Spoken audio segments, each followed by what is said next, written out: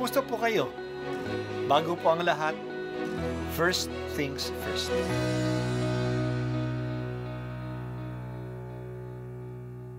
Good morning po. Sinisimulan po natin ngayon ang first things first.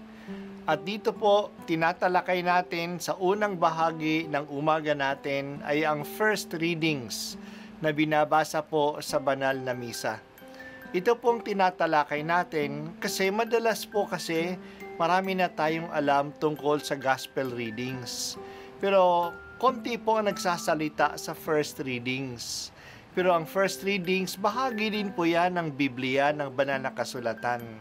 Kaya susubaybayan po natin ang mga first readings, basahin po natin at kuminsan kailangan ng basahin ng 2 o 3 beses bago maintindihan kasi hindi po tayo familiar sa mga istorya at sa mga kaisipan na tinatalakay dito. Ang pagbasa mula sa aklat ni Propeta Sirach. Noong mga araw na iyon, lumitaw si Elias na parang apoy, parang sulong nagliliyab ang kaniyang mga salita. Dahil sa alab ng kaniyang galit sa kanilang kasamaan, pinadalhan niya sila ng tagutom at marami sa kanila ang nangamatay. Sa pangalan ng Diyos, pinigil niya ang ulan at 3 ulit siyang nagpaulan ng apoy. Kagilagilalas ang iyong mga kababalaghan, Elias. Sino ang makatutulad sa mga ginawa mo? Sa wakas, iniakyat ka sa langit ng isang ipo-ipo, lula ng isang karwahing hila ng mga kabayong nag-aapoy.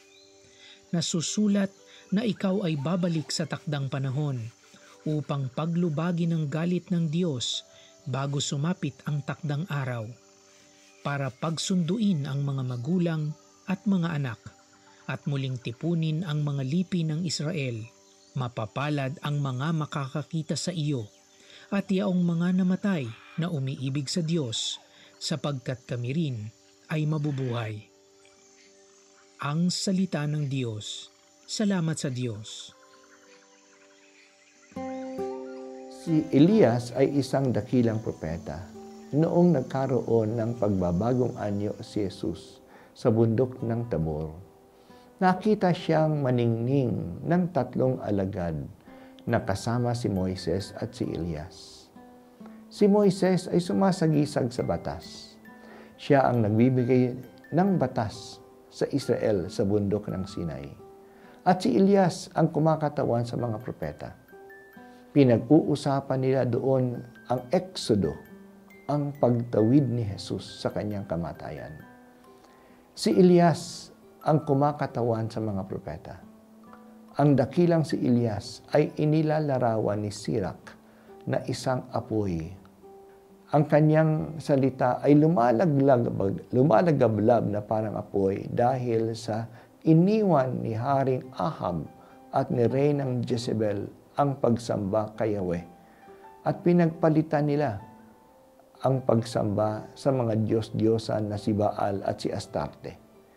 Dahil sa pagtalikod ng mga tao kay Yahweh, sa udyok ng kanilang hari, uminit ang lupa. Nagkaroon ng 3 taon at kalahati na tag-init at namatay ang lahat ng mga tanim. Nagkaroon ng tagutom. Dumating lamang ang ulan noong pinatunayan ni Elias sa bundok ng Carmelo na si Yahweh lamang ang Diyos. Nagpadala siya ng apoy mula sa langit at kinain ang kanyang hain sa bundok at nilaplap ng apoy pati ang kanal ng tubig na pandilig dito. Si Elias ay dinala ng isang karwahing apoy patungo sa langit, salip na siya ay mamatay. Kaya talagang apoy ang sagisag ni Elias. Dahil sa hindi pangkaraniwang pag-akyat sa kanya sa langit, ang paniniwala ng mga Hudyo na siya ay babalik uli upang ihanda ang mga tao sa pagdating ng Mesiyas, sa pagdating ng Kristo. Kaya inaasahan ng mga Hudyo hanggang ngayon ang muling pagdating ni Elias. Ayon kay Jesus, dumating na nga si Elias, ngunit hindi rin siya tinanggap ng mga tao. Naunawaan ng mga alagad na si Elias ay dumating sa katauhan ni Juan Bautista. Siya ang naghanda sa mga tao sa pagtanggap kay Kristo, pero hindi din siya tinanggap ng marami. Ang mga tumanggap sa panawagan ni Juan Bautista ay siya ring tumanggap kay Jesus, tulad ng si Andres. Ang misyon ni Elias ay pagkasunduin ang mga magulang at ang mga anak, at sa gayong titipunin uli ang lipi ng Israel. Ito ay panawagan ni Juan Bautista. Sumisigaw siya ng pagbabalik loob. Bahagi ng pagbabalik loob ay ang pagkakasundo. Ngayong panahon ng Adbyento, hinihikayat din tayo na magsisi, at ang paraan ng pagsisisi ay magbalik loob na sa Diyos at sa isa't isa. Hindi natin matatanggap ang Diyos kung hindi natin tinatanggap ang ating kapwa. At ang ating kapwa na dapat nating tanggapin ay ang kapwa na inaayawan o tinatalikdan natin.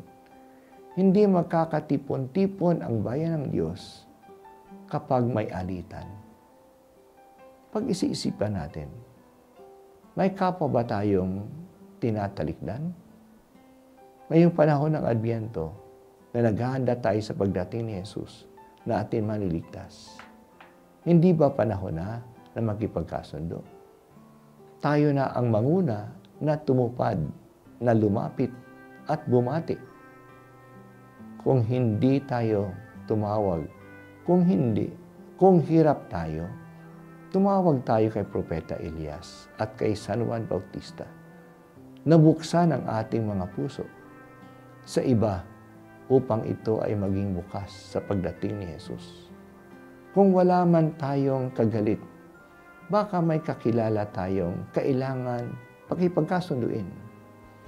Gampanan natin ang papel ni Elias. Gumawa tayo ng paraan upang sila ay magkasundo. Ito po ang unang pagbasa at ako po ay si Bishop Broderick Pabilio dito sa First Things First.